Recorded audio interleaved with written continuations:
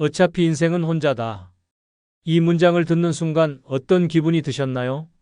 외롭다고 느껴지셨나요? 아니면 속이 시원했나요? 사실 인생은 태어날 때부터 혼자였고 결국 혼자서 마무리됩니다. 그런데 왜 우리는 누군가와 끝없이 연결되고 의지하며 살아가야 한다고 생각할까요? 혼자라는 건 결코 불행이나 실패가 아닙니다. 오히려 스스로를 온전히 사랑하고 나만의 삶을 만드는 시작입니다. 누군가에게 기대며 살다가 상처받고 무너진다면 결국 고통도 나 혼자 감당해야 합니다. 그렇다면 차라리 독하게 행복을 선택해야 하지 않을까요? 남들이 뭐라고 하든 내 인생의 주인은 나라는 걸 깨닫는 순간부터 진정한 자유가 찾아옵니다. 오늘은 혼자라는 사실을 두려워하거나 피하지 않고 오히려 행복으로 바꿀 수 있는 방법에 대해 이야기해 보겠습니다. 이제 더는 남의 시선이나 기대에 얽매이지 마세요. 독하게 행복하게 내 인생을 내가 주도하며 살아갈 때가 왔습니다. 준비되셨나요? 이제부터 진짜 혼자서도 찬란하게 빛날 수 있는 방법을 알려드릴게요. 구독, 좋아요 누르시면 시작하겠습니다. 첫 번째, 혼자라는 현실, 두려움이 아닌 자유로움입니다. 혼자? 상상만 해도 끔찍하다. 이런 말을 들어본 적 있으신가요? 사람들은 혼자라는 사실을 인정하는 순간 외로움과 불행에 빠질 것 같다고 두려워합니다. 그런데 정말 혼자는 그렇게 나쁜 걸까요? 사실 혼자라는 것은 불행이 아니라 진정한 자유를 선물하는 삶의 방식입니다. 혼자는 더 이상 누군가의 눈치를 보지 않아도 되는 상태를 의미합니다. 식사 메뉴를 정할 때도 여행지를 선택할 때도 더 이상 타인의 기호를 맞출 필요가 없습니다. 당신이 가고 싶은 곳에 가고 먹고 싶은 것을 먹으며 누구의 간섭 없이 자신의 삶을 설계할 수 있습니다. 만약 타인의 기대에 얽매여 살아가는 삶이 얼마나 피곤한지 안다면 혼자의 자유가 얼마나 소중한지 깨닫게 될 것입니다. 예를 들어보겠습니다. 65세의 박 씨는 평생 가족과 동료들의 요구에 맞춰 살아왔습니다. 늘 누군가를 먼저 챙기고 자기 자신은 항상 뒷전이었습니다. 하지만 은퇴 후 혼자가 된 그는 처음으로 자신만의 삶을 시작했습니다. 아침엔 산책을 하고 오후엔 도서관에서 시간을 보내며 저녁엔 하고 싶었던 그림을 그리기 시작했습니다. 박 씨는 말합니다. 혼자가 되니 비로소 내 삶을 살고 있다는 느낌이 들어요. 혼자가 되는 것은 불안하기보다는 새로운 가능성을 열어줍니다. 이제는 내가 무엇을 원하고 어떤 삶을 살고 싶은지에 집중할 기회입니다. 혼자는 결핍이 아니라 온전히 나만의 공간과 시간을 가질 수 있는 기회입니다. 처음엔 낯설고 어색할지 몰라도 점점 그 자유로움에 매료되게 될 것입니다. 혼자라는 현실을 받아들이고 즐기기 시작하면 혼자 사는 삶이 이렇게 편할 줄이야라는 말이 절로 나올 것입니다. 물론 혼자가 되는 데에는 용기가 필요합니다. 타인의 인정과 사랑에 익숙해져 있다면 갑작스러운 고립은 두려울 수 있습니다. 하지만 중요한 것은 스스로를 사랑하는 법을 배우는 것입니다. 혼자가 되면 더 이상 외부의 칭찬이나 인정을 바라보지 않아도 됩니다. 당신은 이미 충분히 가치 있고 혼자서도 찬란하게 빛날 수 있는 존재입니다. 혼자는 우리의 삶에 새로운 질문을 던집니다. 내가 진정으로 원하는 것은 무엇일까? 그 답을 찾기 위해 혼자는 최고의 상태입니다. 더 이상 누구의 기준에 맞추지 않아도 되며 오직 나만의 속도로 나만의 방향으로 걸어가면 됩니다. 혼자라는 것은 두려움이 아니라 진정한 자유와 자립의 첫걸음입니다. 이제 혼자의 가치를 제대로 이해하고 이를 즐길 준비를 하세요. 어차피 인생은 혼자입니다. 하지만 혼자인 삶은 우리가 어떻게 선택하느냐에 따라 가장 큰 행복과 자유를 선사할 수 있습니다. 두려움을 떨쳐내고 혼자라는 사실을 긍정적으로 받아들이는 순간 당신은 진정으로 독립적인 삶을 시작하게 될 것입니다. 두 번째, 혼자 행복하게 사는 첫걸음은 아니요라고 말하는 연습입니다. 이 나이에 내가 뭘 더 할 수 있겠어? 그냥 아이들이 행복하면 됐지. 이런 말을 해본 적 있나요? 사람들은 남의 행복을 자신의 행복보다 우선시하며 살아갑니다. 특히 부모의 위치에서는 자식들의 삶이 곧 내 인생의 의미라고 생각하는 경우가 많습니다. 하지만 이런 태도는 결국 자기 자신을 잃어버리는 지름길입니다. 남의 기대에 맞추기 위해 사는 인생은 내 것이 아니라 타인의 것입니다. 65세의 김 여사는 늘 자식들의 요구에 맞춰 살아왔습니다. 그녀는 아들에게 엄마, 애 좀 봐줘요라는 부탁을 받을 때마다 할 일을 미뤄가며 손자를 돌보러 달려갔습니다. 딸에게는 엄마, 집안일 좀 도와줘라는 요청을 받으며 자신의 시간은 뒷전으로 밀렸습니다. 김 여사는 그렇게 자신이 할 수 있는 모든 것을 자식들에게 쏟아부었습니다. 그런데 어느 날 그녀는 심각한 허리 통증으로 병원을 찾았고 의사에게 이제 허리를 무리하게 쓰면 큰일 날 수 있습니다라는 경고를 들었습니다. 하지만 그녀의 자식들은 엄마 조금만 더 도와줘라며 그녀의 한계를 이해하지 못했습니다. 김 여사는 깨달았습니다. 내가 나를 지키지 않으면 아무도 나를 지켜주지 않는다. 그녀는 남의 기대에 맞추느라 스스로를 소모했던 과거를 뒤로하고 자신을 위한 삶을 선택하기로 결심했습니다. 남의 기대에 의존하지 않고 자신의 행복을 찾는 것은 쉽지 않습니다. 세상은 끊임없이 당신에게 요구합니다. 자식들은 부모가 자신을 위해 희생하는 것을 당연하게 여기고 주변 사람들은 당신이 자신의 기대에 맞춰주기를 바랍니다. 하지만 이 모든 것을 수용하다 보면 당신의 삶은 점점 사라지고 남는 것은 피로와 공허함 뿐입니다. 남의 기대를 내려놓는 첫걸음은 아니오라고 말하는 연습입니다. 누군가 당신에게 무리한 부탁을 할 때 그 요구가 나의 행복을 해친다면 단호하게 거절해야 합니다. 이것은 이기적인 태도가 아닙니다. 오히려 당신을 소중히 여기는 가장 기본적인 방법입니다. 자신만의 행복을 찾는 것은 작은 일부터 시작할 수 있습니다. 당신이 좋아하는 취미를 되찾아 보세요. 그것이 그림을 그리는 것이든 요가를 배우는 것이든 새로운 언어를 배우는 것이든 상관없습니다. 중요한 것은 이 모든 것이 나를 위해 선택한 것이어야 한다는 점입니다. 또한 자신에게 진짜 필요한 것들을 적어보는 것도 좋은 방법입니다. 자식들이나 주변 사람들에게 잘 보이기 위해 무엇을 희생했는지, 그리고 이제는 무엇을 되찾고 싶은지 생각해 보세요. 남의 기대를 내려놓고 나를 중심에 두기 시작하면 비로소 진정한 행복이 무엇인지 알게 될 것입니다. 김 여사는 이제 손자 대신 친구들과 여행을 다니고 자식들의 집안일 대신 독서 모임에서 책을 읽으며 자신의 삶을 즐기고 있습니다. 그녀는 말합니다. 나를 위해 살기 시작하니 자식들도 결국 더 건강하고 행복한 엄마를 보게 되었어요. 남의 기대에 의존하는 삶에서 벗어나 스스로의 행복을 주도하세요. 이제 당신이 진정으로 원하는 삶을 만들어야 할 때입니다. 타인의 시선과 요구는 내려놓고 당신 자신에게 가장 먼저 충실하세요. 그것이 바로 행복으로 가는 지름길입니다. 세 번째, 경제적 독립이 가장 큰 자유입니다. 혼자로 살아가는데 가장 중요한 것은 바로 경제적 독립입니다. 돈이 없다면 아무리 혼자의 삶을 추구하고 싶어도 현실적으로 불가능합니다. 경제적 독립은 단순히 생활비를 마련하는 것을 넘어 나의 삶을 스스로 통제할 수 있는 힘을 의미합니다. 내가 벌어서 내가 쓴다는 단순한 원칙이지만 이는 혼자의 삶에서 가장 강력한 자유를 보장합니다. 65세의 이 여사는 은퇴 후 처음엔 연금으로 생활하며 마음의 여유를 느꼈습니다. 하지만 매달 늘어나는 병원비와 생활비에 점점 압박감을 느끼기 시작했습니다. 딸에게 조금만 돈을 빌려줄 수 있겠니? 라고 물었을 때 돌아온 대답은 차갑기만 했습니다. 엄마, 우리도 여유가 없어. 그때 이 여사는 깨달았습니다. 내가 나를 지키지 않으면 아무도 지켜주지 않는다는 사실을. 혼자의 경제적 독립을 이루기 위해서는 철저한 관리와 현명한 소비 습관이 필수적입니다. 먼저 매달 고정비용과 변동비용을 꼼꼼히 파악해야 합니다. 어떤 지출이 꼭 필요한지, 어떤 부분에서 절약할 수 있는지 분석하는 것이 첫걸음입니다. 또한 필요 이상의 소비를 줄이고 소소한 즐거움을 찾는 것도 중요합니다.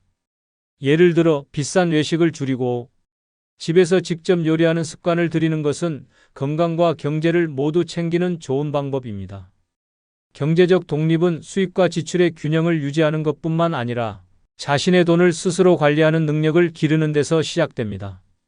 돈이 있어야 마음이 편하다는 말처럼 경제적으로 안정되어야 비로소 혼자의 삶에서 진정한 자유를 느낄 수 있습니다. 혼자라도 자신을 돌볼 수 있는 경제적 여유를 확보한다면 그 어떤 상황에서도 흔들리지 않는 자신감을 가질 수 있습니다. 혼자 살아가면서 경제적 독립은 단순한 목표가 아니라 반드시 지켜야 할 삶의 기본 원칙입니다. 지금부터라도 스스로의 재정을 책임지는 습관을 들이세요. 돈에 휘둘리지 않고 나의 삶을 자유롭게 주도할 때 진정한 행복을 누릴 수 있습니다. 경제적 독립은 가장 큰 자유입니다. 네 번째, 인간관계 꼭 필요한 사람만 남겨라입니다. 혼자 살아가는 삶에서 가장 큰 걸림돌은 과도한 인간관계입니다. 사람들과의 관계가 삶에 활력을 준다고 하지만 그 관계가 독이 되기도 합니다. 필요 없는 관계는 단호하게 끊어내야 합니다. 남의 기대에 부응하기 위해 나를 희생하며 살아가다 보면 결국 정작 중요한 사람은 떠나고 피곤한 관계만 남게 됩니다. 65세의 김 씨는 평생을 좋은 사람으로 살았습니다. 친구의 부탁을 거절하지 못하고 이웃의 요청에 늘 시간을 내줬습니다. 그렇게 남들에게 친절하게 대하며 많은 사람과 관계를 유지했지만 정작 김 씨가 병원에 입원했을 때 찾아오는 사람은 없었습니다. 매번 고마워요, 김 씨라며 부탁하던 사람들은 김 씨가 도움을 요청하자 나도 바빠서 라며 연락을 끊어버렸습니다. 그때 김 씨는 깨달았습니다. 나를 진심으로 아껴주는 사람은 몇 명 없으며 그들과의 관계만 남기는 것이 중요하다는 사실을. 사회적 관계를 정리하는 데 가장 중요한 기준은 나에게 진정으로 도움이 되는 사람인가입니다. 꼭 필요한 사람은 나를 아끼고 내가 힘들 때 진심으로 손을 내밀어주는 사람들입니다. 반대로 나를 이용하거나 피곤하게 만드는 사람은 단호하게 선을 그어야 합니다.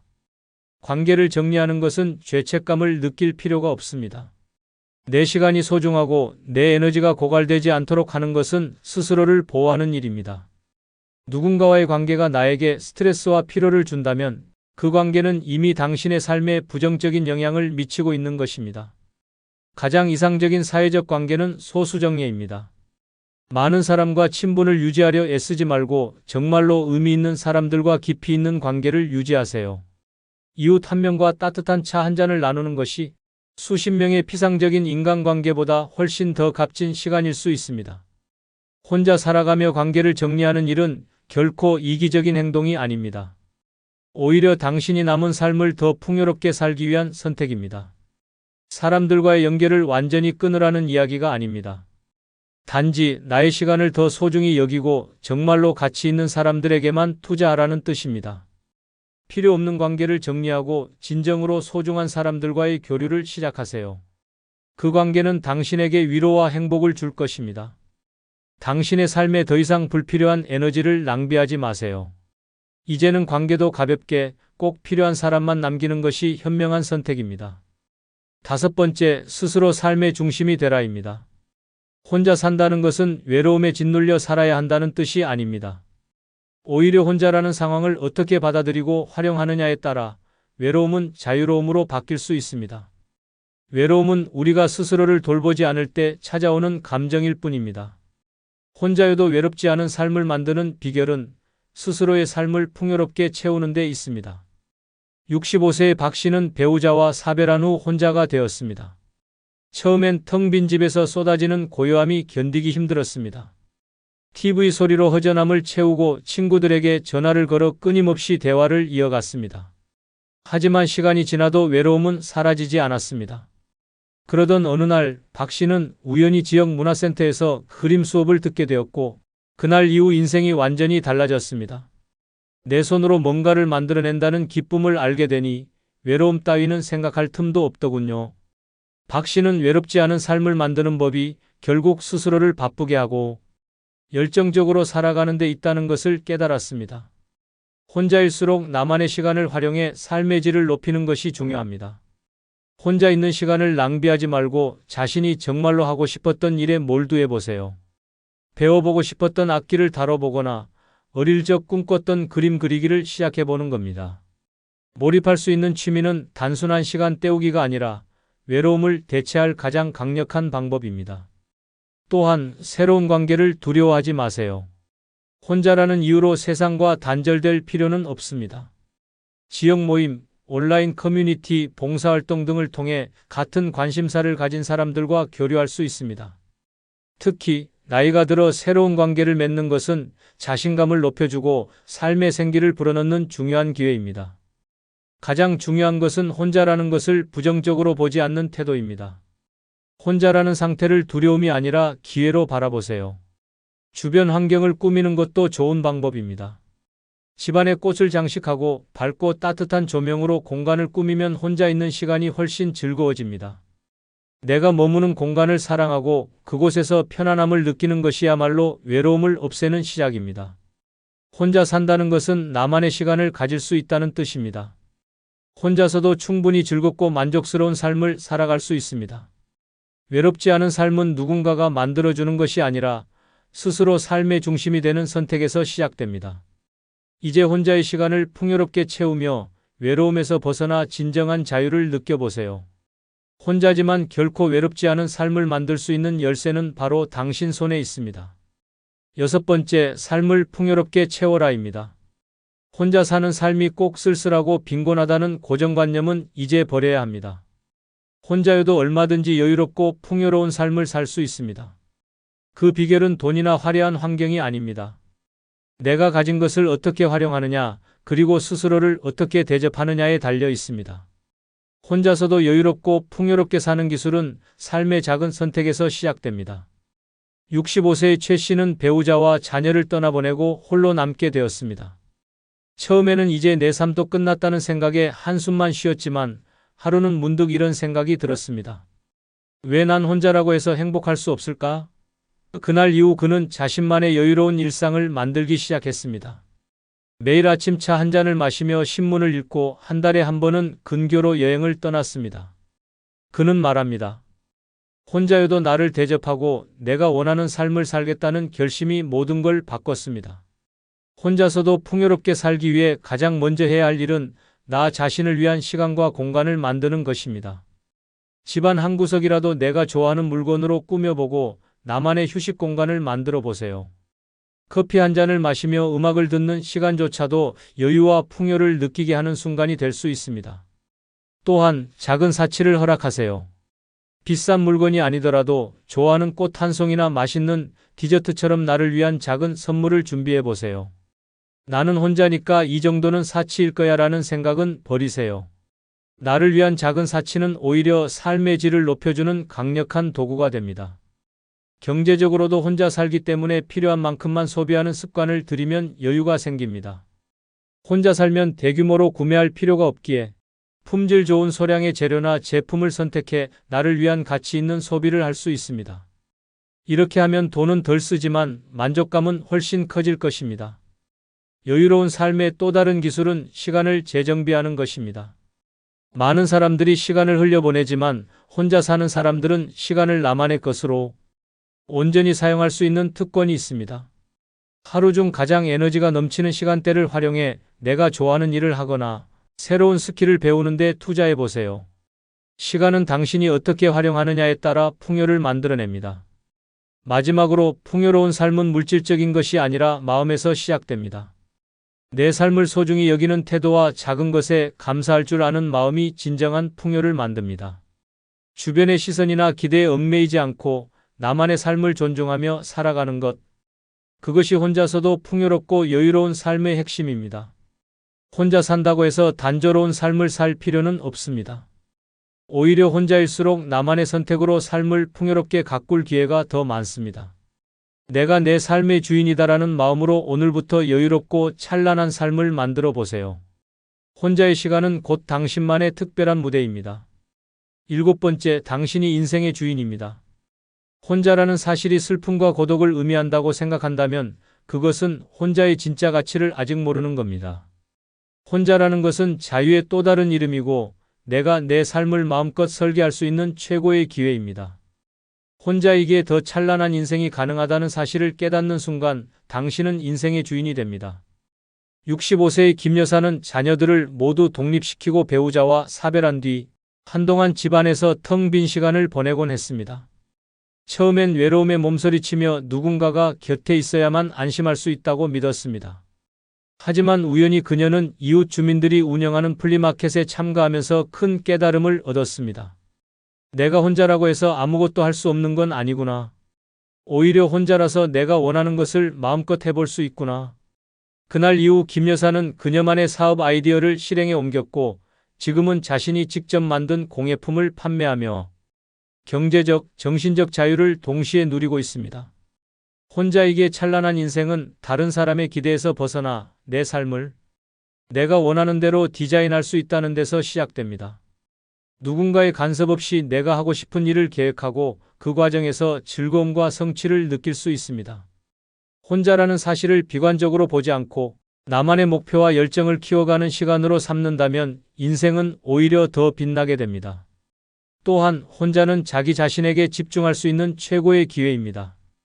관계에 휘둘리며 나를 잊어버렸던 과거를 뒤로하고 이제는 스스로를 가장 소중히 여기는 법을 배워야 합니다. 예를 들어 한적한 오후에 좋아하는 책을 읽거나 산책로를 걸으며 내 마음과 대화하는 시간은 내면을 풍요롭게 하고 삶을 더욱 충만하게 만들어줍니다. 혼자이기에 가능한 삶의 찬란함은 모험적인 선택에서도 빛을 발합니다. 혼자라면 내가 가고 싶은 곳으로 여행을 떠나고 내가 좋아하는 방식으로 시간을 보내며 누구에게도 허락을 구할 필요 없이 나를 위한 모험을 설계할 수 있습니다. 혼자 떠난 여행지에서 만난 풍경과 사람들은 오히려 내 삶을 더 다채롭게 만들고 나를 성장시키는 계기가 됩니다. 혼자가 된다는 것은 누군가의 부족함을 의미하지 않습니다. 오히려 스스로를 채울 기회를 제공받은 겁니다. 내가 원하는 것을 하고 나를 가장 잘 이해하는 사람으로 스스로를 돌보는 시간이야말로 찬란한 인생을 완성하는 열쇠입니다. 여러분, 혼자라는 사실을 슬퍼하거나 부정적으로 바라보지 마세요. 그 누구도 대신 살아줄 수 없는 내 삶, 이제는 내가 주도권을 잡고 찬란한 그림을 그려야 할 시간입니다. 혼자라는 사실은 독립적인 자유를 의미합니다. 혼자서도 빛나는 삶은 바로 지금부터 당신의 선택에 달려 있습니다. 혼자이기에 더 찬란한 나만의 인생이 바로 당신 앞에 펼쳐질 것입니다. 여러분 모두를 응원합니다. 끝으로 구독, 좋아요 부탁드립니다. 감사합니다. 부모와 자식 사이는 평생 끊어지지 않는 인연이라지만 결혼한 순간부터 이 관계는 완전히 달라집니다. 부모가 아무리 자식을 사랑해도 그 자식은 이제 배우자와 새로운 가정을 꾸렸습니다. 하지만 여전히 많은 부모들은 자식이 결혼했어도 자신과 모든 것을 공유해야 한다고 착각합니다. 그러다 돌이킬 수 없는 갈등을 불러오고 결국엔 부모와 자식 간의 거리만 멀어지는 결과를 낳습니다. 나는 솔직한 게 좋아. 라며 자식에게 무심코 던지는 말 한마디가 평생 후회할 일이 될 수도 있습니다. 이런 이야기들은 한순간의 실수로 자식의 결혼 생활을 흔들고 나아가 부모와의 관계까지 위태롭게 만들 수 있습니다. 지금부터 결혼한 자식에게 절대 말하면 안 되는 6가지 비밀을 이야기해 보겠습니다. 만약 당신이 이 6가지를 무심코 말해버린다면 그 순간부터 부모와 자식의 관계는 예전 같지 않을 수도 있습니다. 먼저 구독, 좋아요 누르시면 시작하겠습니다. 첫 번째, 부모님의 재산 상황과 분배 계획을 말하는 순간 가족관계는 무너집니다. 부모와 자식 사이는 평생 이어지는 인연이라지만 재산 문제가 개입되는 순간 그 관계는 한순간에 무너질 수 있습니다. 부모가 자식에게 자신의 재산 상황을 공개하거나 누구에게 얼마나 물려줄 것인지 미리 밝히는 것은 생각보다 훨씬 위험한 일입니다. 아무리 가까운 가족이라도 돈이 오가는 순간 갈등이 싹트고 형제 사이에 분란이 생기며 결국 부모와 자식 간의 관계까지 망가질 수 있습니다. 어머니와 단둘이 살던 68세 박 씨는 딸에게 평생 자신을 돌봐준 대가로 아파트를 넘겨주겠다고 말했습니다. 하지만 이 사실을 뒤늦게 알게 된 박 씨의 아들은 충격을 받았습니다. 엄마, 내가 가족을 위해 얼마나 희생했는데 이건 말이 안 돼. 박 씨는 단순히 딸에게 감사한 마음을 표현한 것뿐이었지만 아들의 분노는 걷잡을 수 없이 커졌습니다. 형제 간의 관계는 완전히 틀어졌고 박 씨는 결국 아들마저 잃어버렸습니다. 나는 공평하게 나누려고 했는데 왜 이런 일이 생긴 거지? 부모 입장에서는 나름대로 정당한 이유가 있을지 모르지만 자식 입장에서 부모의 재산은 단순한 금전적 가치가 아니라 가족에 대한 애정과 인정의 의미를 가집니다. 따라서 부모가 자식에게 재산 계획을 미리 이야기하는 순간 그 자식은 자신의 위치를 평가하게 되고 다른 형제들과 비교하며 불만을 갖기 시작합니다. 또한 부모의 재산이 자식 부부에게 알려지면 예상치 못한 문제가 발생할 수도 있습니다. 며느리나 사위가 부모님의 재산을 탐내기 시작하거나 자식이 어차피 나중에 받을 거니까 미리 좀 써도 되겠지라는 생각으로 돈을 허투루 쓰기 시작합니다. 더 나아가 자식이 경제적으로 어려워지면 부모에게 미리 상속해달라는 요청을 할 수도 있습니다.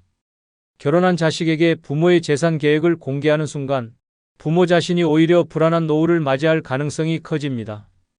그렇다면 어떻게 해야 할까요? 부모의 재산은 부모가 원하는 대로 관리하고 절대 자식들에게 미리 알리지 않는 것이 중요합니다. 모든 결정은 내가 떠난 후 법적으로 진행될 거야.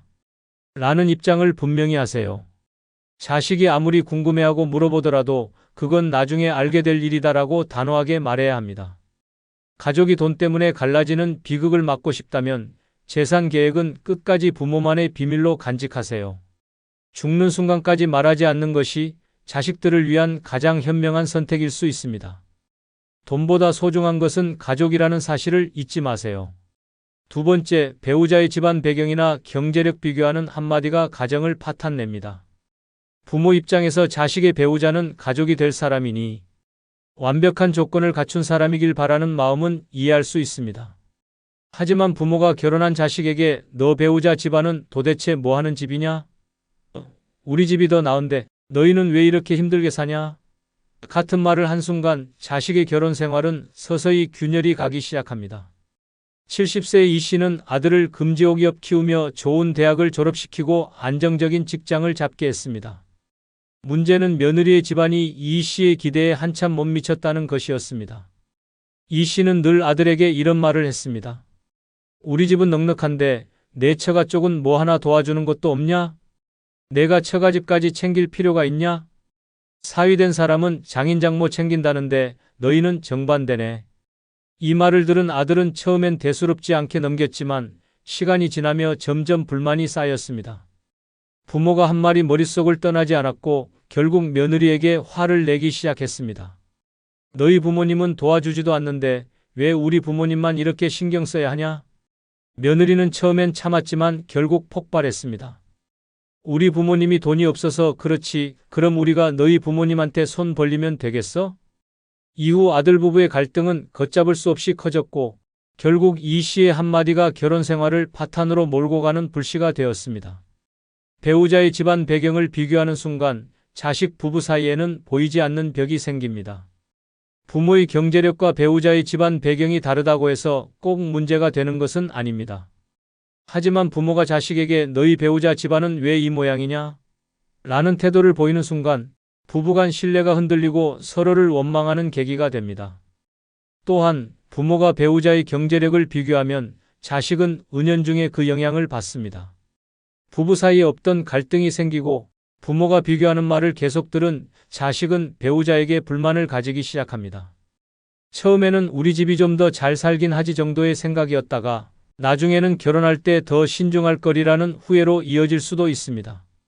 그렇다면 부모로서 자식의 배우자 집안과 경제력이 마음에 들지 않을 때 어떻게 해야 할까요? 답은 간단합니다. 비교할 필요가 없다는 것입니다. 결혼은 재산을 비교해서 하는 것이 아닙니다. 자식이 선택한 사람과 행복하게 사는 것이 가장 중요합니다. 배우자의 집안이 경제적으로 부족할 수 있습니다. 하지만 그것이 자식의 결혼 생활을 좌우하는 요소는 아닙니다. 부모가 자식의 배우자 집안을 깎아내릴수록 그 결혼 생활은 점점 불행해집니다. 자식은 부모와 배우자 사이에서 갈등하고 결국 부모와의 관계도 멀어질 수 있습니다. 결혼한 자식에게 배우자의 집안과 경제력에 대한 말은 절대 하지 마세요. 그 말 한마디가 가족을 갈라놓을 수도 있습니다. 부모가 정말 자식을 위하고 싶다면 배우자의 집안과 경제력이 아니라 그들이 함께 행복하게 사는 것에 초점을 맞춰야 합니다. 돈은 없어도 함께 행복할 수 있지만 부모의 말 한마디가 그 행복을 산산조각 낼 수도 있습니다. 그러니 하늘이 무너져도 배우자의 집안과 경제력을 비교하는 말은 절대 하지 마세요. 세 번째, 이혼을 권유하거나 만류하는 한마디가 자식의 인생을 망칩니다. 부모로서 자식이 불행한 결혼 생활을 하고 있다면 가만히 보고만 있을 수 없습니다. 반대로 사소한 다툼에도 자식이 이혼을 고려한다면 이혼은 절대 안 된다. 라고 말하고 싶어질 것입니다. 하지만 이혼을 권유하는 것도 반대로 무조건 이혼하지 말라고 하는 것도 부모가 결코 해서는 안 되는 발언입니다. 70세의 정 씨는 딸이 결혼한 지 5년 만에 찾아와 이렇게 말하는 것을 들었습니다. 엄마, 나 더 이상 못 살겠어. 도대체 이 결혼을 왜 했나 싶어? 정 씨는 충격을 받았습니다. 평소 사이가 좋아 보였던 사위였는데 딸이 이런 고민을 하고 있을 줄은 꿈에도 몰랐습니다. 그날 밤 정 씨는 딸과 함께 사위의 문제점을 하나하나 짚으며 이혼하는 게 맞을 것 같다라고 말했습니다. 너 아직 젊으니까 다시 시작할 수 있어. 하지만 문제는 예상 밖의 곳에서 터졌습니다. 딸은 다시 남편과 화해했고 그날의 고민 상담은 그냥 홧김에 했던 말이었다고 생각했습니다. 그러나 이미 엄마에게 남편의 단점을 다 털어놓은 이상 이제 남편을 대하는 태도가 어색해졌습니다. 남편과 싸울 때마다 엄마 말이 맞았어. 이 결혼은 잘못된 거였어 라는 생각이 떠올랐고 결국 딸은 관계를 회복하지 못했습니다. 이혼을 결심한 것도 아닌데 엄마가 먼저 등을 떠밀어버린 꼴이었습니다. 반대로 결혼 생활이 지옥 같다고 하소연하는 자식에게 이혼은 절대 하면 안 된다라고 말하는 경우도 있습니다. 부모 세대는 이혼을 수치스럽게 여기는 경우가 많아 그래도 참고 살아야 한다라고 조언하는 일이 많습니다. 하지만 이 또한 자식의 인생을 망치는 말입니다. 실제로 68세의 박 씨는 결혼 생활이 힘들다고 상담하는 아들에게 아무리 힘들어도 참고 살아야 한다. 결혼은 그런 거다. 라고 조언했습니다. 하지만 몇 년 후 아들은 심각한 우울증을 겪었고 결국 뒤늦게 이혼을 했지만 그때는 이미 건강과 정신적인 안정 모두 잃어버린 상태였습니다. 차라리 부모님이 그때 나를 응원해줬다면 난 덜 고통스러웠을 텐데 이혼이든 결혼 유지든 그 선택은 부모가 아닌 자식이 해야 합니다. 부모가 자식의 결혼 문제에 지나치게 개입하면 결국 자식은 자기 선택을 하지 못한 채 부모의 결정에 휘둘리게 됩니다. 그리고 시간이 지나 후회할 일이 생겼을 때 결국 그 책임을 부모에게 돌리게 됩니다. 그렇다면 부모는 어떻게 해야 할까요? 결혼 생활이 힘들다고 상담하는 자식에게 이혼해라 혹은 절대 이혼하지 마라가 아니라 내가 어떤 선택을 하든 나는 내 편이다라는 말이 가장 좋은 답변입니다. 자식이 스스로 결정을 내릴 수 있도록 부모는 단순한 조언자가 되어야 합니다. 이혼을 권유하는 것도 무조건 막는 것도 자식 인생을 대신 살아주는 것이 아닙니다. 그 선택의 책임은 자식에게 있습니다. 결혼한 자식에게 절대 해서는 안 되는 말, 이혼해라 혹은 이혼하지 마라 이 두 가지입니다. 부모는 한 발 뒤에서 지켜봐야 할 때도 있습니다. 결국 자식의 인생을 사는 건 부모가 아니라 자식 자신이니까요. 네 번째, 부모가 자식의 모든 삶을 조종하려고 하는 것은 자식 인생을 망치는 최악의 실수입니다. 부모는 자식을 위해 최선을 다하며 살아왔습니다. 태어나서부터 성장하는 순간까지 부모의 손길이 닿지 않은 곳이 없을 정도로 모든 걸 챙겨줬습니다. 하지만 결혼한 자식에게까지 인생의 모든 결정을 부모가 내려야 한다고 착각하는 순간 자식의 삶은 부모의 소유물이 되어버립니다. 그리고 그 순간부터 부모와 자식의 관계는 서서히 무너져 내리기 시작합니다. 70세의 김 씨는 평생 자식을 위해 헌신하며 살아왔습니다. 아들이 결혼을 하자 김 씨는 이제 며느리까지 가족이 되었으니 이제 자신의 의견이 아들 부부의 삶에도 영향을 미치는 것이 당연하다고 생각했습니다. 김 씨는 아들이 어디에서 집을 사야 하는지, 아이를 언제 가져야 하는지, 심지어 가족 여행까지 부모의 허락을 받고 가야 한다고 생각했습니다.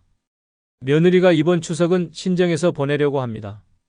라고 했을 때 김 씨는 충격을 받았습니다.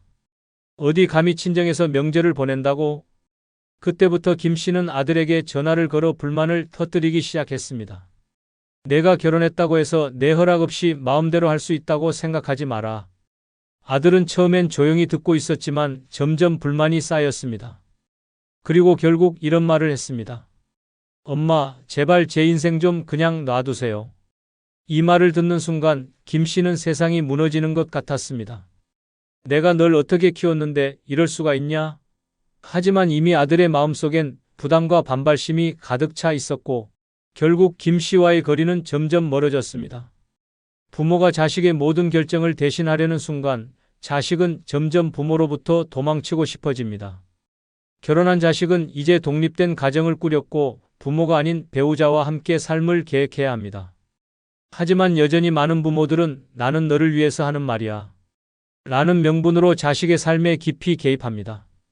내가 어디에 살아야 하는지, 어떻게 돈을 써야 하는지, 언제 부모를 찾아와야 하는지, 아이를 어떻게 키워야 하는지까지 이런 결정들을 부모가 해주는 것이 당연하다고 생각하는 순간 자식은 자신이 부모의 소유물이라는 착각 속에서 살아가게 됩니다. 그리고 어느 순간 견디지 못한 자식이 부모와의 관계를 끊어버리는 경우도 많습니다. 부모의 사랑이 부담으로 변하는 순간 부모는 자식을 사랑하기 때문에 조언하고 싶고 올바른 길로 이끌어주고 싶어 합니다. 하지만 결혼한 자식에게 부모가 모든 결정권을 행사하려 한다면 그것은 사랑이 아니라 통제입니다. 자식이 원하는 삶이 아니라 부모가 원하는 삶을 강요하는 순간 그 관계는 더 이상 가족이 아니라 지배와 복종의 관계가 되어버립니다. 결혼한 자식에게 부모가 해야 할 가장 중요한 역할은 지켜보는 것, 그리고 기다려주는 것입니다. 나는 언제나 내 편이야. 하지만 내 인생은 내가 결정해야 해. 이 말 한마디가 부모와 자식의 관계를 지키는 가장 중요한 열쇠입니다. 부모의 역할은 자식의 인생을 대신 살아주는 것이 아니라 자식이 행복한 삶을 스스로 선택할 수 있도록 믿어주는 것입니다. 자식을 사랑한다면 그들의 삶을 조종하려 하지 말고 그들이 자신의 길을 갈 수 있도록 조용히 응원해 주세요. 그것이 부모가 결혼한 자식에게 해줄 수 있는 가장 큰 사랑입니다. 5번째, 결혼 후에도 자식이 부모. 집안의 대소사를 책임져야 한다는 요구는 자식의 가정을 파괴하는 폭탄입니다. 부모와 자식의 관계는 평생 이어집니다. 하지만 자식이 결혼했다면 이제 그 관계는 바뀌어야 합니다. 부모의 대소사에 자식이 당연히 모든 걸 챙겨야 한다고 생각하는 순간 자식의 가정은 균열이 생기고 부부 사이는 서서히 멀어지기 시작합니다. 70세의 박 씨는 장남에게 평생을 기대며 살아왔습니다. 아들이 결혼한 후에도 박 씨는 모든 가족 행사를 아들에게 맡겼습니다. 명절 준비부터 제사, 친척 경조사까지 아들이 부모를 챙기는 건 당연한 일이라 여겼습니다. 어느 날 며느리가 조심스럽게 말했다. 아버님, 이번에는 저희 일정이 있어서 가족 행사에 참석하기 어려울 것 같아요. 하지만 박 씨는 단호했습니다. 그건 내 일정이야. 우리 가족 행사가 우선이지. 그런 건 나중에 해. 며느리는 더 이상 말하지 않았지만 그날 밤 아들과 심하게 다퉜습니다. 당신 부모님 일이라면 우리는 무조건 다 맞춰야 해. 나한테도 내 가족이 있어. 아들은 한숨을 쉬며 말했다. 우리 집은 원래 이런 문화야. 난 장남이고 부모님을 모셔야 해. 그 순간 며느리는 깨달았습니다. 이 결혼에서 그녀는 우선순위가 아니라는 것. 부모의 대소사에 자식이 신경 쓰는 것은 물론 중요합니다. 하지만 자식이 결혼한 순간 최우선은 자신의 가정이 되어야 합니다. 부모가 여전히 자식을 집안의 중심에 두고 모든 책임을 떠넘긴다면 그 가정은 절대 온전할 수 없습니다. 특히 장남이니까 당연히 해야지. 넌 우리 집의 기둥이야. 같은 말들은 자식의 가정을 흔드는 가장 위험한 말들입니다. 부모가 자식에게 요구하는 순간 자식은 부모와 배우자 사이에서 갈등하기 시작하고 결국 배우자가 소외되며 부부관계에 금이 가게 됩니다. 그렇다면 부모는 어떻게 해야 할까요? 자식이 결혼한 순간 부모의 대소사는 자식의 도움이 아니라 배려로 받아들여야 합니다. 자식이 도울 수 있으면 돕는 것이고 사정이 안 되면 괜찮다. 내 가정이 우선이다. 라고 말할 수 있어야 합니다. 부모가 이렇게 한 발 물러설 때 오히려 자식은 더 적극적으로 부모를 챙기게 됩니다. 부모는 언제나 자식이 결혼 후에도 본가를 중심으로 움직이길 바라지만 그럴수록 자식은 부모와 멀어지게 됩니다. 결혼한 자식에게는 부모의 집안보다 자신의 가정이 먼저라는 사실을 인정해야 합니다. 자식을 붙잡으려고 하면 할수록 자식은 멀어질 뿐입니다. 정말 자식을 위한다면 이제는 부모의 대소사를 스스로 챙기고 자식의 가정을 지켜주는 지혜가 필요합니다. 그것이 부모와 자식이 평생 좋은 관계를 유지하는 길입니다. 6번째, 자식이 자주 찾아오지 않는 것에 대한 불평 한마디가 자식을 멀어지게 만듭니다.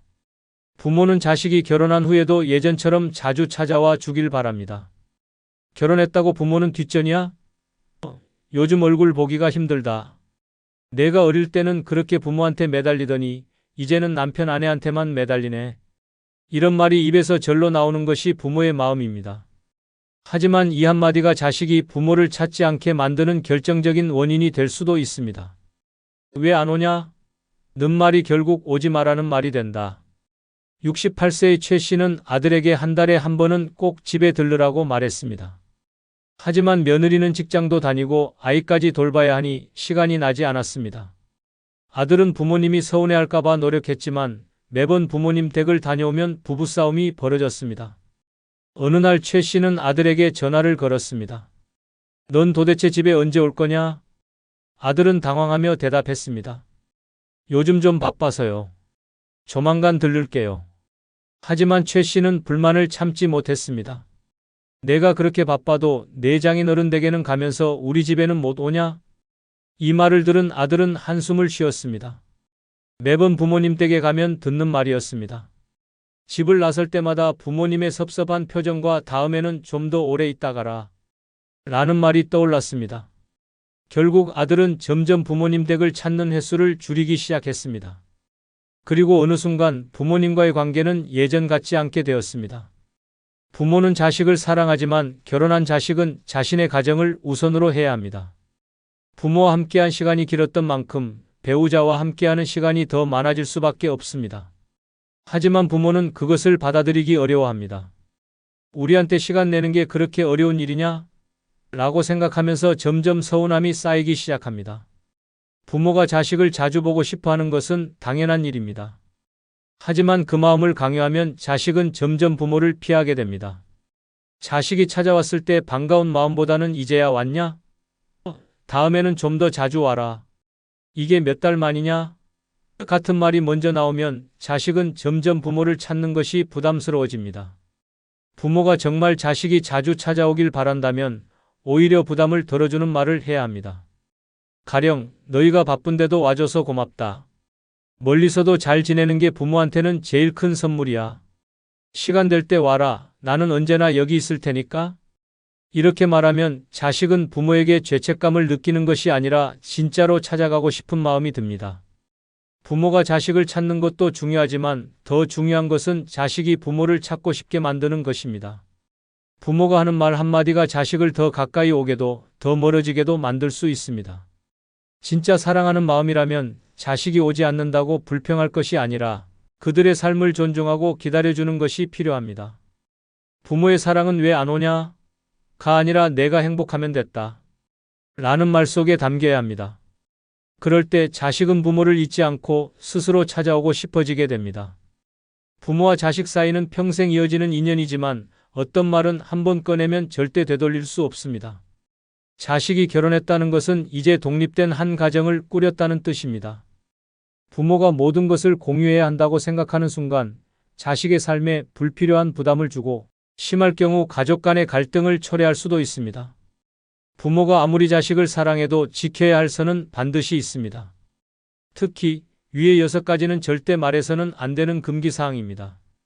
나는 그냥 솔직하게 말했을 뿐이야 라고 생각할지 모르지만 그 솔직함이 자식의 삶을 흔들고 관계를 깨뜨릴 수도 있습니다. 자식과 평생 좋은 관계를 유지하고 싶다면 함부로 말하기 전에 한 번 더 생각하세요. 때로는 말하지 않는 것이 더 큰 사랑일 수 있습니다. 마지막으로 구독, 좋아요 부탁드립니다. 아울러 영상에 대한 여러분들의 다양한 경험담과 의견을 댓글에 달아주시면 감사합니다. 그럼 안녕히 계십시오.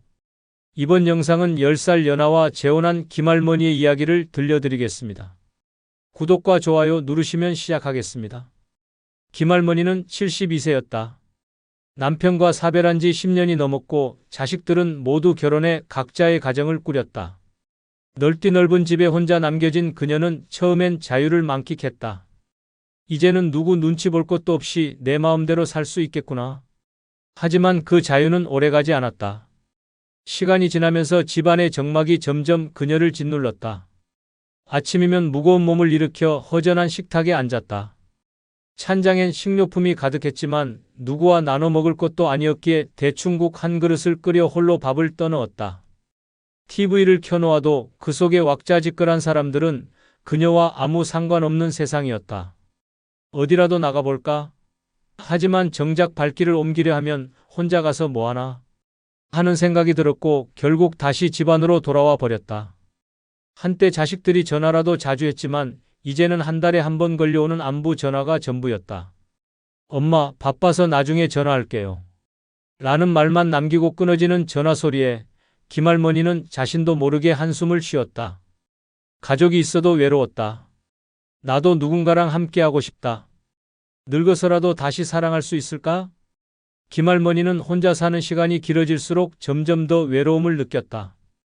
텅 빈 집에서 하루를 보내는 것이 너무 힘들어지자 그녀는 무언가 변화를 주기로 마음먹었다. 그래, 집에만 틀어박혀 있으면 뭐가 달라지겠어? 그렇게 해서 찾은 곳이 구청에서 운영하는 평생학습센터였다. 처음에는 망설였다. 내 나이에 새로운 걸 배운다고 뭐가 달라질까? 하지만 막상 가보니 분위기가 나쁘지 않았다. 다양한 연령대의 사람들이 모여 배우고 서로 이야기를 나누는 모습이 활기찼다. 무엇보다도 악기를 배우는 과정이 있어 그녀의 눈길을 끌었다. 예전부터 음악을 좋아했지만 한 번도 제대로 배워본 적이 없었다. 그렇게 김할머니는 우쿨렐레 과정을 신청했다. 강좌 첫날 낯선 공간에서 어색하게 앉아있던 그녀에게 한 남자가 먼저 말을 걸었다. 안녕하세요. 저도 오늘 처음 왔어요. 목소리는 부드러웠고 미소가 따뜻했다. 62세 정씨, 자신보다 10살이나 어린 남자였다. 그는 다정했고 처음 만난 날부터 그녀를 자연스럽게 배려했다. 우쿨렐레 치는 게 쉽지 않네요. 같이 연습해 볼까요? 그녀는 오랜만에 누군가와 함께하는 시간이 즐거웠다. 그렇게 두 사람은 점점 가까워졌다. 수업이 끝난 뒤에도 같이 차를 마시고 이야기를 나누는 일이 많아졌다. 김할머니는 그가 젊은 나이에도 불구하고 깊은 대화를 나눌 수 있는 사람이라는 점이 마음에 들었다. 그는 자상했고 언제나 그녀를 챙겨주었다. 그와 함께 있을 때면 더 이상 혼자가 아니라는 생각이 들었다. 혹시 우리 남은 인생을 함께 해볼까요? 그가 조심스럽게 말을 꺼냈을 때 김할머니는 망설였다. 하지만 외로운 삶을 견디던 그녀에게 그 말은 마치 구원의 손길처럼 느껴졌다. 김할머니는 정씨의 제안을 받고 며칠 동안 깊은 고민에 빠졌다. 이 나이에 결혼이라니. 한 번의 결혼을 경험했고 남편과 사별한 이후 혼자 사는 것에 익숙해진 지 오래였다. 하지만 동시에 마음 한쪽에서는 새로운 인생을 시작해보고 싶다는 강렬한 욕망이 피어올랐다. 내가 이 나이에 다시 사랑을 해도 괜찮을까? 밤마다 정씨와의 추억을 떠올렸다. 우쿨렐레 수업이 끝난 후 함께 먹던 따뜻한 국밥 한 그릇, 공원 벤치에 앉아 손을 맞잡고 나누던 대화, 심지어 그녀가 아프다고 하면 걱정스러운 목소리로 안부를 묻던 모습까지. 젊은 날의 설렘과는 다른 어쩌면 더 깊고 애틋한 감정이었다. 마침내 그녀는 결심했다. 그래, 다시 한번 내 삶을 위해 선택해보자. 그렇게 두 사람은 조촐하게 가족들을 모아놓고 재혼 축하 자리를 마련하였다. 성대한 잔치는 없었다. 하지만 작은 꽃다발과 서로를 바라보는 미소만으로도 충분했다. 자식들은 다소 의아해했지만 김할머니는 신경 쓰지 않았다. 이것은 그녀가 선택한 인생이었고 후회 없이 살고 싶었다. 결혼 후 김할머니는 마치 몇십 년 젊어진 듯한 기분이 들었다. 정씨와 함께하는 하루하루가 설렘과 행복으로 가득했다. 두 사람은 젊은 연인처럼 데이트를 즐겼다. 길거리를 걸을 때도 자연스럽게 손을 잡았고 벤치에 앉아 서로에게 기대어 하늘을 바라보는 시간이 많아졌다. 시장에 가면 서로 장난을 치며 웃었고 카페에 가서 나란히 앉아 커피를 마시며 손끝으로 서로를 쓰다듬기도 했다. 당신은 정말 예뻐요. 정씨가 다정한 목소리로 속삭일 때마다 김할머니는 심장이 두근거리는 기분을 느꼈다. 젊은 시절 처음 사랑을 하던 그때의 감정이 다시 되살아난 것 같았다. 밤이 되면 그들의 사랑은 더욱 깊어졌다. 조용한 방 안에서 서로의 온기를 느끼며 나이와 상관없이 여전히 설레는 감정을 나눴다. 깊어진 밤 서로를 바라보며 나누는 작은 속삭임과 포근한 포옹은 김할머니에게 세상에서 가장 따뜻한 위로였고 매일 기다려지는 시간이었다. 그렇게 재혼 초기는 달콤했다. 그녀는 마치 인생의 재임하기 시작된 것처럼 하루하루를 기대하며 살았다. 김할머니는 재혼 후 마치 몇십 년은 젊어진 기분이었다. 정씨와 함께하는 시간이 너무나도 즐거웠다. 내가 이 나이에 다시 이런 설렘을 느끼게 될 줄이야. 손을 맞잡고 공원을 거닐며 웃고 시장에서 장을 보며 서로 먹고 싶은 음식을 고르고 카페에 앉아 커피를 마시며 속삭이듯 대화를 나누는 순간순간이 너무나 행복했다. 하지만 이 모든 것이 겉으로만 보이는 환상이었다는 것을 김할머니는 아직 몰랐다. 정씨는 다정한 남편이었다. 그렇게 6개월이 빠르게 흘렀다. 그 후 정씨는 이상하게도 경제적인 이야기를 할 때면 태도가 애매해졌다. 요즘 생활비가 좀 빠듯하네. 당신은 연금 받지? 그는 은근히 김할머니의 돈에 대해 궁금해했다. 김할머니는 그저 가벼운 관심이라 생각했다. 하지만 정 씨는 말끝마다 나도 나이 들어가는데 작은 가게라도 해볼까? 당신이랑 함께하는 미래를 위해 뭔가 준비해야 하지 않겠어? 같은 말을 흘리기 시작했다. 처음에는 그저 부부 사이에서 나눌 수 있는 평범한 대화라 여겼다. 하지만 시간이 지나면서 그는 점점 더 구체적으로 돈을 요구했다. 내 친구가 좋은 투자처를 알고 있는데 조금만 보태주면 금방 불릴 수 있대. 내가 가게 하나만 차리면 우리가 더 여유롭게 살 수 있어. 김할머니는 당황스러웠다. 그동안 돈에 대해 한마디도 하지 않던 사람이었다. 이렇게까지 적극적으로 돈 이야기를 하던 사람이었나? 불길한 기분이 들었지만 그래도 남편이니까 도와주는 것이 맞다고 생각했다. 그녀는 얼마간의 돈을 건넸다. 그래, 이 사람도 나와 함께 편안한 노후를 꿈꾸고 있겠지. 하지만 그때는 몰랐다. 그것이 악몽의 시작이 될 줄은. 정 씨는 돈을 받은 후 점점 더 대담해졌다. 생활비를 부담하는 대신 김할머니에게 이것저것 사달라고 요구하기 시작했다. 옷이 낡았다며 새 옷을 사야 한다고 했고 휴대폰이 오래됐다며 최신 모델로 바꿔야 한다고 했다. 김할머니는 그가 행복해하는 모습이 좋아서 다 들어주었다. 그러던 어느 날 그녀는 우연히 정 씨가 통화하는 소리를 듣게 되었다. 그래, 그건 다음 주에 줄게.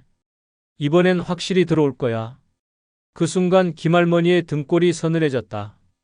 그의 목소리는 간절하고 조급했다. 그리고 다음 순간 그녀는 더 충격적인 장면을 목격했다. 정 씨가 전화를 끊고 지갑에서 그녀가 준 돈을 꺼내더니 사진을 찍어 누군가에게 전송하고 있었다.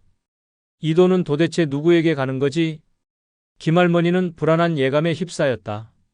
재혼한 후 처음으로 그녀는 눈앞에 있는 남자가 과연 자신이 사랑했던 그 사람이 맞는지 의심하기 시작했다. 김할머니는 정 씨를 믿고 살았다. 그래, 다 부부란 게 서로 의지하며 사는 거지. 하지만 시간이 지나면서 이상한 기운이 감돌았다.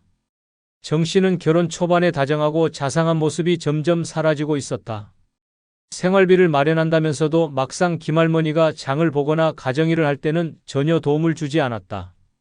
돈 이야기를 할 때마다 미묘한 태도를 보였고 카페에서 커피 한 잔을 사더라도 그녀가 먼저 지갑을 열기를 기다리는 듯한 행동을 보였다. 설마 내가 너무 예민한 걸까? 김할머니는 자신의 생각을 부정했다. 사랑하는 사람이었고 함께하기로 결심한 사람이었다. 하지만 그녀의 불안감은 시간이 지날수록 커져만 갔다. 그러던 어느 날 결정적인 단서를 발견했다. 그날도 정 씨는 김할머니에게 친구 만나고 오겠다며 외출했다. 그런데 실수로 휴대폰을 두고 간 것이었다. 김할머니는 원래 다른 사람의 물건을 함부로 만지는 성격이 아니었다. 하지만 평소부터 남편이 자주 전화를 받고 혼자 있을 때는 일부러 멀리 가서 통화하던 모습이 떠올랐다. 대체 무슨 얘기를 하길래 나한테 한 번도 보여주지 않았을까? 순간 울린 메시지 알람이 그녀의 시선을 끌었다. 평소보다 다급한 느낌이었다. 김할머니는 주저하며 화면을 눌렀다. 그리고 눈앞에 펼쳐진 문자 몇 줄이 그녀의 심장을 얼어붙게 만들었다. 형님, 이번에도 좀 빌려주셔야 합니다. 마지막이에요. 이번 판만 잘 되면 다 정리됩니다. 노인네 돈 끌어다가 어떻게든 해결해야죠. 손이 떨렸다. 노인네 돈? 이 말은 대체 무슨 뜻인가? 김할머니는 혹시나 하는 마음에 정 씨가 두고 간 지갑을 열어보았다. 그리고 숨이 턱 막혔다. 한 장, 두 장, 수십만 원의 현금이 들어 있었다. 그녀는 이 돈이 어디서 난 것인지 묻고 싶었지만 이미 답은 알고 있었다. 그녀가 남편을 믿고 건넸던 돈이었다. 내가 사랑한다고 믿었던 남자가 내 돈을 이용하고 있었던 거야? 그 순간 현관문이 열리는 소리가 들렸다. 화장실에서 나온 정 씨와 눈이 마주쳤다. 김할머니의 손에는 그의 휴대폰이 들려 있었고 화면에는 메시지가 그대로 떠 있었다. 정 씨의 얼굴이 순간적으로 굳었다. 뭐 하는 거야? 정 씨는 당황한 기색을 감추려 하며 헛웃음을 지었다. 하지만 그 눈빛은 분명했다. 김할머니는 떨리는 목소리로 물었다. 이게 다 뭐야? 이 돈, 이 메시지 대체 뭐야? 그러자 정 씨는 담배라도 피우고 싶다는 듯 짜증스럽게 한숨을 내쉬었다. 그러더니 태연한 목소리로 말했다. 아니, 오해하지 마. 그건 그냥 친구한테 잠깐 빌려주는 거야. 친구? 빌려줘? 그러면 나한테 미리 말을 했어야지. 그리고 노인네 돈이라는 말은 뭐야? 설마 나한테 돈을 뜯어내려고 결혼한 거야? 김할머니가 날카롭게 따지자 정 씨는 순간 표정을 바꾸었다. 부드럽던 얼굴이 차갑게 굳었다. 아니, 당신 왜 이렇게 예민해? 그냥 도와주면 되는 거 아니야? 우리가 부부인데 서로 좀 돕고 사는 게 당연한 거지. 이제는 적반하장이다. 속 좁아? 내가 당신한테 얼마를 줬는지 알아? 그 돈이 다 어디로 갔는지도 몰라. 말해봐, 도대체 무슨 일인 거야? 정 씨는 한숨을 내쉬더니 갑자기 태도를 바꿨다. 알았어, 솔직히 말할게. 사실 좀 급한 빚이 있었어. 당신한테 말하면 싫어할 것 같아서 그냥 해결하려고 했던 거야. 하지만 이제 다 정리될 거야. 이번 한 번만 더 도와주면 돼. 김할머니는 숨이 막혔다. 이제야 모든 게 명확해졌다. 이 남자는 처음부터 돈을 보고 접근한 것이다. 사랑은커녕 자신을 이용하고 있었던 것이다. 정 씨는 그녀가 말을 하지 않자 조용히 그녀의 손을 잡으려 했다. 우리 이렇게 싸우지 말자. 당신이 나 사랑하잖아. 우리 잘 살아보자. 그 순간 김할머니는 깨달았다. 이 모든 게 거짓이라는 것을. 그녀는 이제 선택해야 했다. 이 남자에게 모든 것을 빼앗길 것인지 아니면 지금이라도 벗어날 것인지. 그러나 그녀는 아직 결정을 내리지 못했다. 지금껏 함께해온 시간과 사랑이 단순한 착각이었을까? 그녀는 헷갈렸다. 하지만 더 이상 믿을 수 없다는 불길한 예감이 강하게 밀려왔다. 김할머니는 아무 말도 하지 못한 채 멍하니 앉아 있었다. 손끝이 저려왔고 머릿속은 복잡하게 얽혔다. 이게 다 거짓이었다고? 정 씨는 그런 그녀의 모습을 보며 슬쩍 다가왔다. 여전히 온화한 얼굴을 유지하려 애쓰는 듯 했지만 그 눈빛은 서늘했다. 당신 나를 그렇게까지 믿지 못해? 그가 부드럽게 손을 잡았다. 김할머니는 본능적으로 손을 뿌리쳤다. 믿으라고? 당신이 내 돈을 몰래 빼돌리고 친구한테 노인네 돈 끌어온다고 말하는 걸 보고도? 정 씨는 한숨을 쉬며 머리를 긁적였다. 그러더니 낮고 나른한 목소리로 말했다. 그래, 오해할 만한 일이었어. 하지만 난 당신을 속이려고 했던 게 아니야. 그냥 좀 어려운 일이 있어서 그랬어. 당신도 알잖아. 요즘 살기 얼마나 힘든지. 그리고 우리 부부잖아. 부부끼리는 도와주면서 살아야 하는 거 아니야? 부부라는 단어가 그녀의 가슴을 찔렀다. 맞다. 부부였다. 함께 살아가겠다고 약속한 사이였다. 하지만 그 약속은 믿음과 신뢰 위에 세워지는 것이지 속임수와 빚더미 위에 쌓아 올리는 것이 아니었다. 처음부터 돈이 목적이었지? 김할머니의 목소리는 낮았지만 단호했다. 정 씨는 갑자기 인상을 찌푸렸다. 더 이상 다정한 표정을 유지하지 않았다. 그게 뭐가 문제야? 당신이 돈이 없으면 내가 결혼했을 것 같아? 당신도 마찬가지잖아. 젊은 남자랑 살고 싶어서 결혼한 거 아니야? 그 말에 김할머니는 숨이 턱 막혔다. 뭐라고? 내가 처음부터 모를 줄 알았어? 당신도 외롭고 젊은 남편이 옆에 있으면 좋을 것 같아서 결혼한 거잖아. 결국 서로 필요해서 한 거지 무슨 순수한 사랑 같은 소리야? 그제야 김할머니는 모든 것이 무너지는 기분이 들었다. 그는 처음부터 그녀를 사랑하지 않았다. 김할머니가 10살 연상이든 말든 상관없었다. 단 하나, 그녀가 가진 돈이 중요했을 뿐이었다. 그날 이후 김할머니는 밤잠을 이루지 못했다. 옆에서 자는 정 씨의 얼굴을 바라보며 생각했다. 이 사람을 믿을 수 있을까? 나는 이 결혼을 유지할 수 있을까? 그러나 시간이 지나면서 정 씨는 더욱 적나라하게 본색을 드러냈다. 더 이상 다정한 말도 없었다. 김할머니가 생활비를 주지 않으면 정 씨는 화를 냈고 돈을 주면 잠시 다정해졌다. 이 관계는 사랑이 아니라 거래였다. 그러던 어느 날 김할머니는 결정적인 장면을 목격했다. 정 씨는 퇴근 후 피곤하다며 곧장 방으로 들어갔다. 김할머니는 평소와 같이 조용히 집안일을 정리하다가 화장실에 두고 간 그의 휴대폰을 보게 되었다. 그리고 그 속에는 그녀가 절대로 몰랐어야 했던 진실이 담겨 있었다. 형님, 이번에도 좀만 더 보내줘. 아, 걱정 마요. 아직은 들키지 않았어요. 이번 달만 좀 더 빨아먹고 그 다음엔 알아서 정리할게요. 빨아먹고? 김할머니는 온몸이 얼어붙었다. 자신이 사랑했던 사람의 본심이 이토록 잔인할 줄은 몰랐다. 이 남자는 처음부터 자신을 뜯어먹을 대상으로만 생각하고 있었던 것이다. 그 순간 그녀의 머릿속이 환하게 정리되었다. 이제 그만해야 해. 더 이상은 안 돼. 김할머니는 다음 날부터 행동에 들어갔다. 그녀는 곧장 변호사를 찾아갔다. 상황을 설명하자 변호사는 고개를 끄덕였다. 이혼을 결심하셨다면 철저히 준비하셔야 합니다. 그리고 중요한 건 그동안 빼앗긴 돈을 일부라도 되찾을 방법을 마련하는 것입니다. 김할머니는 조용히 미소를 지었다. 그녀는 이미 결심을 마쳤다. 이제 더는 속지 않는다. 김할머니는 그날 밤 다시는 예전처럼 잠들 수 없었다. 옆에서 자고 있는 정 씨의 얼굴을 보며 온몸이 떨렸다. 이 남자는 처음부터 날 사랑한 적이 없었다. 그저 돈을 빨아먹기 위한 존재. 자신을 노인네라고 부르며 남몰래 조롱했던 남편. 사랑이라는 가면을 쓰고 천천히 그녀의 삶을 집어삼키려 했던 거머리 같은 존재. 이제 더는 참을 수 없었다. 이제는 내가 게임을 주도할 차례다. 다음 날 김할머니는 변호사를 만났다. 이혼하고 싶어요. 그리고 제 돈 다시 찾을 방법이 있나요? 변호사는 그녀의 이야기를 차분히 들으며 서류를 정리했다. 당연히 가능합니다. 결혼 후 재산을 정리하고 법적으로 대응하면 됩니다. 김할머니는 눈을 감았다. 그리고 마지막 결정을 내렸다. 집으로 돌아와서도 태연한 척 행동했다.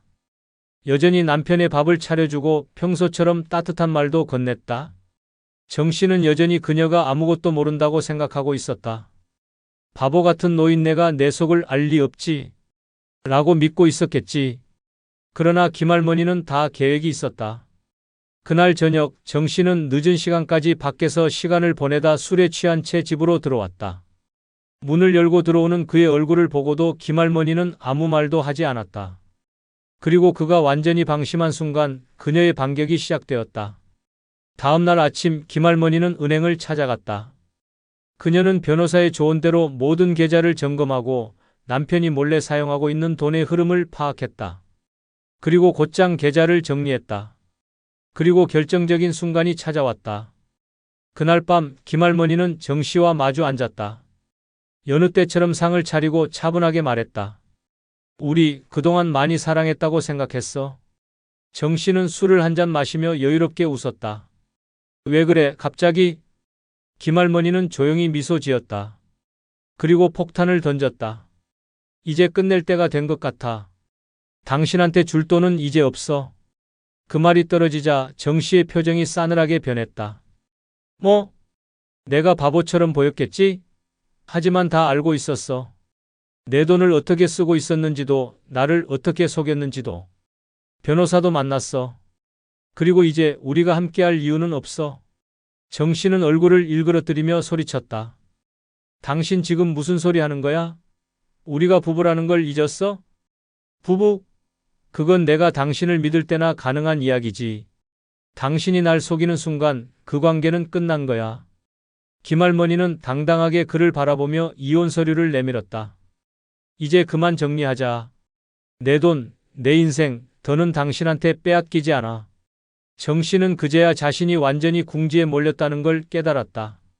며칠 후 김할머니는 법원의 판결을 받았다. 이혼이 성립되었으며 남편에게 건넸던 일부 금액도 반환받게 되었다. 모든 것이 끝나고 그녀는 조용히 커피 한 잔을 들고 창가에 앉았다. 창밖에는 햇살이 따뜻하게 내리쬐고 있었다. 그녀는 조용히 중얼거렸다. 이제 진짜 자유다. 정 씨와의 끔찍한 결혼 생활은 끝이 났다. 하지만 그녀의 인생은 이제 다시 시작이었다. 더 이상 속지 않고 더 이상 이용당하지 않고 오직 나 자신을 위한 삶을 살아갈 것이다. 비록 정 씨에게 돈을 일부 뜯기긴 했지만 그녀에게는 매달 나오는 연금이 있었다. 결혼 전부터 착실하게 준비했던 노후 자금 덕분에 혼자 사는데 아무런 지장이 없었다. 오히려 불필요한 사람에게 돈을 빼앗길 일 없이 오롯이 자신의 삶을 위해 사용할 수 있는 자유가 생겼다. 혼자가 되었지만 더 이상 외롭지 않았다. 이제부터는 내가 내 인생의 주인이다. 이상으로 오늘 영상을 마칩니다. 구독, 좋아요 해주시면 다음에도 유익한 영상으로 찾아뵙겠습니다. 늘 건강하시기 바랍니다. 이제 나이도 있으니 조용히 살아야지. 다들 그렇게 늙어가는 거 아니야? 이런 말들 익숙하지 않습니까? 하지만 60세 이후의 인생은 끝이 아니라 새로운 시작입니다. 오히려 이때부터 어떻게 사느냐에 따라 앞으로 20년, 30년이 완전히 달라집니다. 젊었을 때처럼 바쁘게 살 필요는 없지만 그렇다고 하루하루 무의미하게 보낸다면 어느 순간 삶이 텅 빈 것처럼 느껴질 것입니다. 지금이야말로 내 인생의 황금기로 만들 기회입니다. 아무런 준비 없이 그냥 나이만 먹으면 결국 무료한 하루와 끝없는 후회만 남습니다. 하지만 조금만 다르게 생각하고 행동하면 60세 이후의 삶은 누구보다 빛날 수 있습니다. 지금부터 가장 빛나는 노년을 위해 절대 놓쳐서는 안 될 6가지 방법을 알려드리겠습니다. 지금 이 순간 당신의 인생이 새롭게 시작됩니다. 먼저 구독, 좋아요 버튼을 눌러주세요. 첫 번째 방법은 건강이 최우선이다. 매일 몸을 움직여라입니다. 나이 들면 원래 여기저기 쑤시는 거야. 허리 아프고 무릎 시린 게 당연하지. 많은 사람들이 이렇게 말합니다. 하지만 정말 그럴까요? 나이가 들어서가 아니라 몸을 제대로 관리하지 않아서 아픈 것입니다. 가만히 앉아서 TV만 보고 걷지도 않고 근력 운동도 하지 않으면 당연히 몸이 망가질 수밖에 없습니다. 오늘 하루 안 움직였다고 당장 큰일이 나는 건 아니지만 이런 생활이 일주일, 한 달, 1년이 되면 몸은 서서히 망가지고 결국에는 계단 하나 오르내리는 것도 힘들어집니다. 그냥 푹 쉬면 괜찮아지겠지. 조금만 걸어도 숨이 차. 난 운동 체질이 아닌가 봐. 운동을 하지 않는 사람들의 흔한 변명입니다. 하지만 운동을 멀리하면 근육이 빠지고 혈관이 막히고 심장은 약해집니다. 건강을 유지하는 가장 간단한 방법은 매일 몸을 움직이는 것입니다. 뭘 어떻게 운동해야 해? 헬스장 가야 하나? 너무 번거로운데. 운동을 어렵게 생각할 필요 없습니다. 가장 쉬운 운동이 최고의 운동입니다.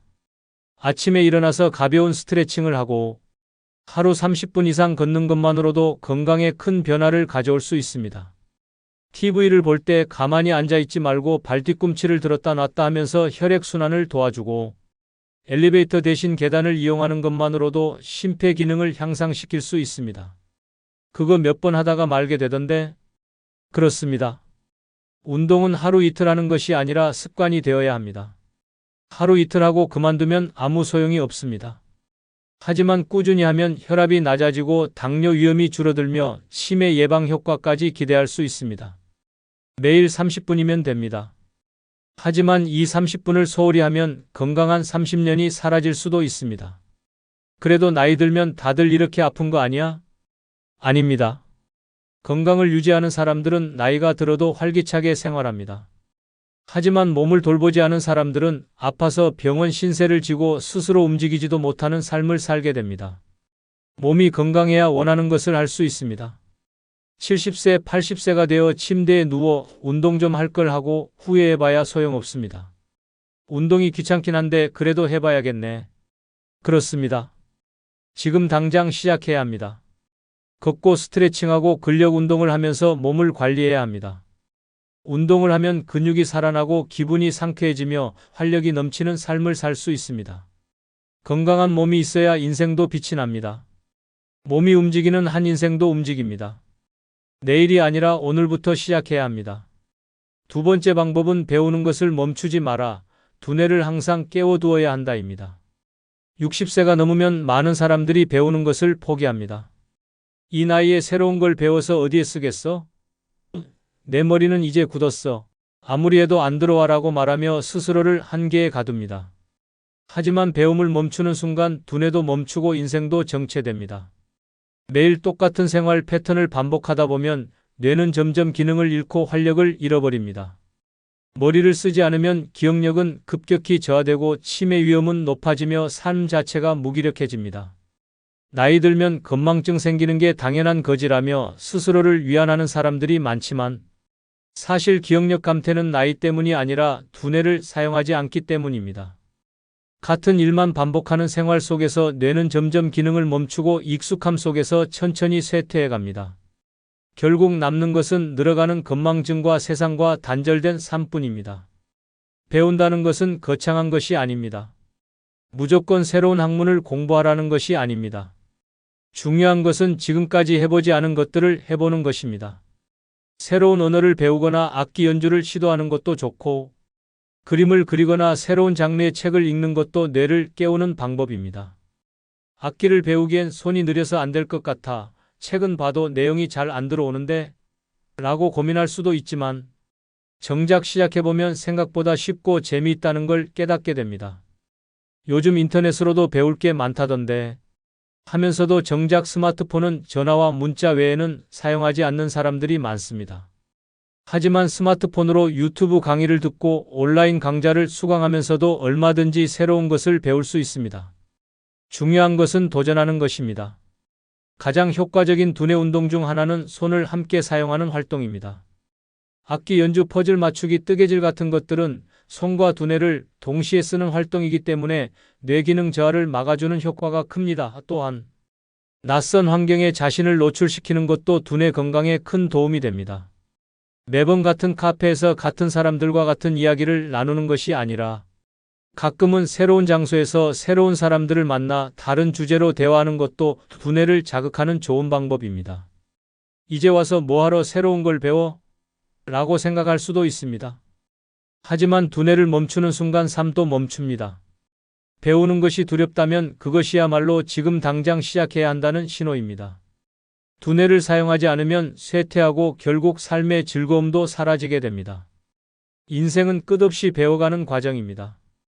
60세 이후에는 더욱 적극적으로 배우고 도전해야 합니다. 그래야만 삶이 빛나고 정신이 건강하게 유지될 수 있습니다.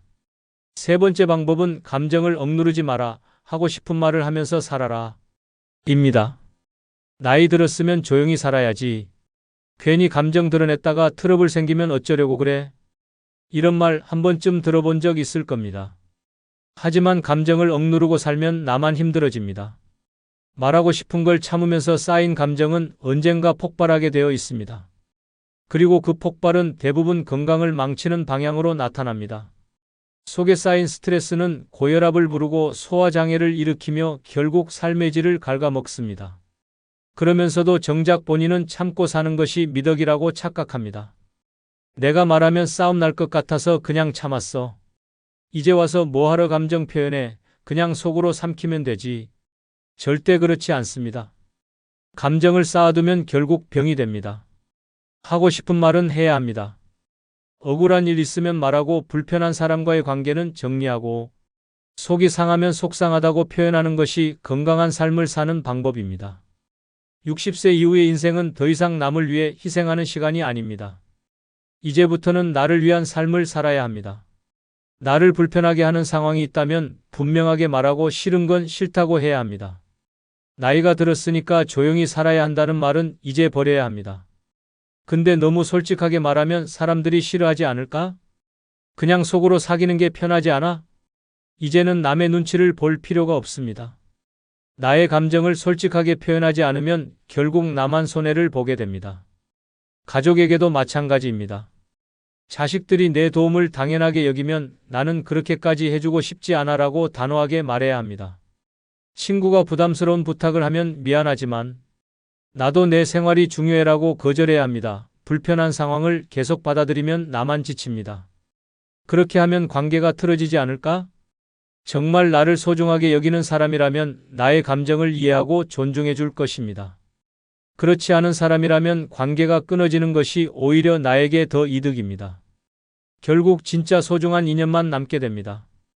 60세 이후의 삶은 더 이상 남의 기대에 맞춰 살 이유가 없는 시간입니다. 감정을 억누르며 살지 마세요.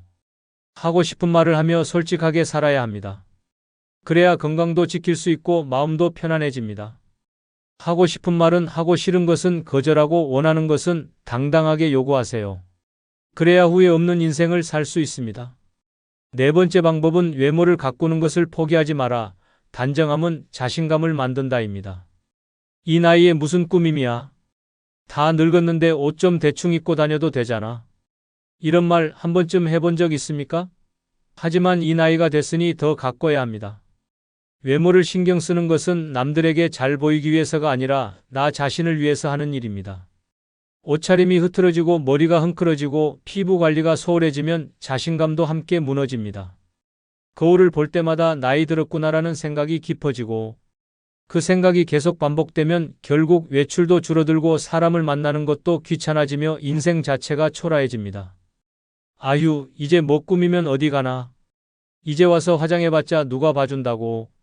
하지만 거울 속의 모습이 단정할수록 기분도 달라집니다. 외출을 할 때 평소보다 신경 써서 옷을 입어보세요. 얼굴에 가볍게 화장을 하고 머리를 정리한 후 거울을 보면 스스로 괜찮다는 생각이 들 것입니다. 이런 사소한 변화가 하루의 기분을 바꾸고 그 하루가 쌓여 결국 삶의 태도를 바꿉니다. 그래도 주변에서 이상하게 보지 않을까? 나이 들어서 너무 꾸미면 오히려 웃긴 거 아닌가? 절대 그렇지 않습니다. 깔끔한 외모와 단정한 스타일은 나이에 상관없이 사람을 돋보이게 만듭니다. 요란하게 치장할 필요는 없습니다. 하지만 최소한의 관리만 해도 인상이 달라지고 사람들의 대우도 달라집니다. 같은 옷이라도 다림질해서 입고 깨끗한 신발을 신는 것만으로도 분위기가 달라집니다. 에이, 다 귀찮아 그냥 있는 대로 살래? 이런 생각이 드는 순간 늙어가는 속도가 빨라집니다. 외모를 가꾸는 것은 단순한 치장이 아닙니다. 내가 나를 어떻게 대하는지 보여주는 태도입니다. 나를 소중하게 생각하고 신경 쓰면 주변 사람들도 나를 그렇게 대합니다. 외모를 포기하면 자존감이 떨어지고 자존감이 떨어지면 삶 전체가 무너집니다. 이제 와서 가꾼다고 뭐가 달라지겠어? 달라집니다. 하루하루 거울을 보며 오늘도 괜찮다고 느끼는 순간 삶의 태도가 바뀌고 자신감이 생깁니다. 사람을 만날 때도 더 당당해지고 밖으로 나가는 일이 즐거워집니다. 결국 외모를 가꾸는 것은 자신을 가꾸는 일입니다. 나를 위해서 깨끗하고 단정한 모습을 유지하세요. 그러면 삶이 훨씬 더 빛나게 될 것입니다. 5번째 방법은 불필요한 인간관계를 정리하고 진짜 친구만 남겨야 합니다. 그래도 인맥은 많을수록 좋은 것 아닙니까? 사람을 정리하는 것이 너무 차갑지 않습니까? 이렇게 말하는 사람들이 많습니다. 하지만 나이가 들수록 인간관계는 꼭 필요한 사람들만 남겨야 합니다. 가짜 친구들, 형식적인 관계, 나를 피곤하게 만드는 인간들과 계속 엮이면 내 정신만 피폐해질 뿐입니다. 불필요한 인간관계를 유지하는 것은 오히려 내 삶의 에너지를 빼앗는 일입니다. 제가 먼저 연락하지 않으면 아무도 찾아오지 않더군요. 혼자 노력하는 관계 같아서 마음이 복잡합니다. 그렇다면 이미 답은 나와 있습니다. 진짜 친구는 내가 노력하지 않아도 자연스럽게 이어지는 관계입니다. 연락을 끊었을 때 자연스럽게 멀어지는 사람이라면 애초에 그 정도의 인연이었을 뿐입니다. 나이가 들수록 억지로 관계를 유지할 필요가 없습니다. 대신 정말로 내 인생에서 가치 있는 사람, 힘들 때 나를 지지해주는 사람 만나면 마음이 편안한 사람들만 남겨야 합니다. 그래도 오랫동안 알고 지낸 사이인데 너무 냉정하게 끊는 것 아닙니까? 어쩌면 시간이 지나면 다시 좋은 관계가 될 수도 있지 않겠습니까? 무조건 모든 관계를 끊어야 한다는 것은 아닙니다.